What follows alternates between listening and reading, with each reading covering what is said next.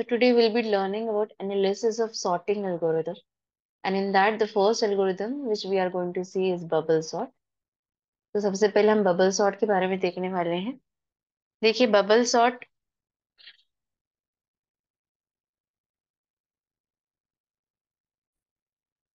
So we already have seen bubble sort, हमने DSA पे इसको पढ़ लिया है already.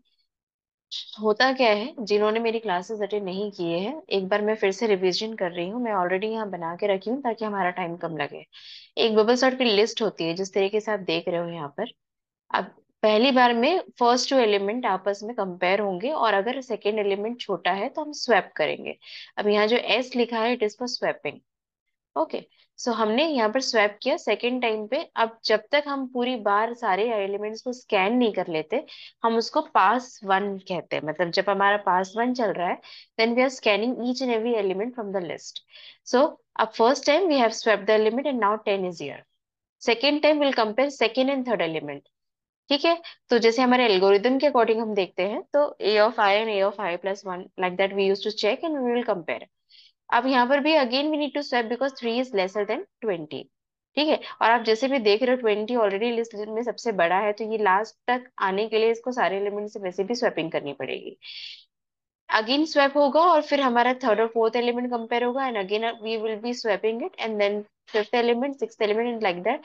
And after swapping with every element, we are just getting 20 at the last position. That is already largest element. In after first pass, हमारा largest element sorted condition में आ जाएगा. Next is, now we will take what we will take. We will be taking this particular thing. This we will take as input. Now this is my pass 2. This is my pass two. और pass to में अब इस list को लेकर हम compare करेंगे। As again we are doing first and second comparison, और हम देख रहे हैं कि 3 हमारा छोटा है, तो फिर हम स्वैप करेंगे। 3 और 2 कंपेयर करने से we will 10 will be coming here, 10 and 2 will compare, and again will see that 2 हमारा ऊपर आ रहा है। और फिर उसके बाद सिमिलर में 10 और 1 को कंपेयर किया, 10 और 6 को कंपेयर किया, and likewise will get 10 at the second last position because that is the second largest element in this list. और उसी तरीके से पास 3। ठीक है। क्योंकि हमारे एलिमेंट्स ऐसे है कि अब यहाँ पर आने के बाद आप देख रहे हो कि ऑलरेडी ये लास्ट के 5 एलिमेंट सॉर्टेड कंडीशन में आ गए हैं। But as far as comparison is done, अगर मेरे पास n नंबर ऑफ एलिमेंट है, तो मेरे पास पासेस लगेंगे n-1। ठीक है। क्योंकि अगर हमारी बहुत बुरी लिस्ट है जिसमें कोई भी सॉर्टेड कंडीशन में नहीं है, तो ऑब्वियसली हमको सारे एलिमेंट को प्रॉपर पोजीशन में लाने के लिए कंपेयर करते जाना पड़ेगा। और आप देखेंगे यहाँ पर नंबर ऑफ कंपेरिजन जो हो रहे हैं वो एक एक धीरे धीरे कम होते जा रहे हैं। तो this is what are bubble sort, जिसमें हम एडजेसेंट एलिमेंट को कंपेयर करते हैं। अब हम जो डी डा में पढ़ने वाले हैं उसे बोलते हैं हम एनालिसिस, जो कि हमने पढ़ा है ऑलरेडी कि कितना टाइम इस पर्टिकुलर एल्गोरिदम को लगने वाला है। That is called as analysis. That is we have two types of analysis, that is time and space. And we have seen everything is like how much time the particular algorithm is taking, that is called as time complexity। और similar way में जैसे ही हमें कितना space लग रहा है, that will be a space complexity। अब देखिए bubble sort के लिए we'll be seeing the worst case complexity। Worst case इसी कब हो सकता है, जब अगर हमारी कोई particular list particular completely descending order की फॉर्म में है। जैसे अगर आप इस लिस्ट को देखते हो तो आप देख रहे हो कि ये सारी डिसेंडिंग में है, और जब इसको असेंडिंग में लाना होगा तो हमें सारी एलिमेंट को स्वैप करना होगा, और एग्जैक्टली n-1 पासेस हमें लगेंगे। I hope you are getting my point, कि जैसे अभी हमारा ये लिस्ट आधा सॉर्टेड था, इसलिए n-1 तक नहीं जाएगा, वो ऑलरेडी सॉर्ट होगा, तो वो सॉर्ट कंडीशन देख के वो आपको प्रिंट दे देगा।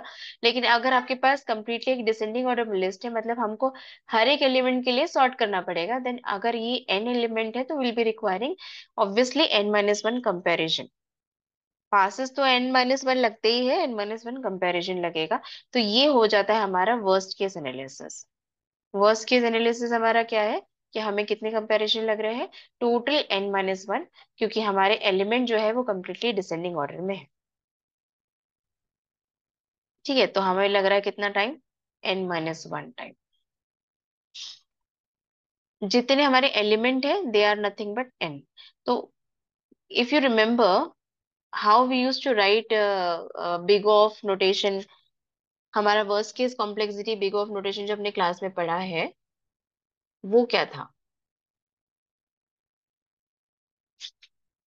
एक बार में n-1 लगा, फिर हमें n-2 लगा, फिर n-3 लगा, और इस तरीके से लास्ट तक जब तक वो वन कंडीशन में नहीं आ जाता।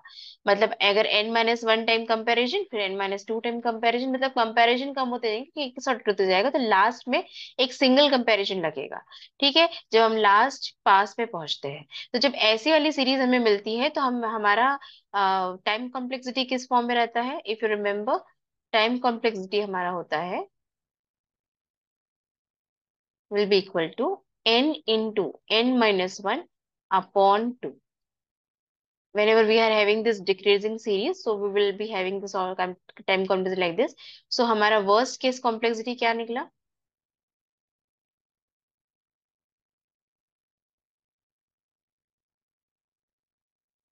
Will be equal to n square minus n upon 2, and bigger upper bound जो हमारा वो n square है, तो that this will be equal to big O of n square. So this is our big O of n square. Same way, अब अगर आपकी space की बात आती है तो स्पेस भी हमें क्या लगेगा?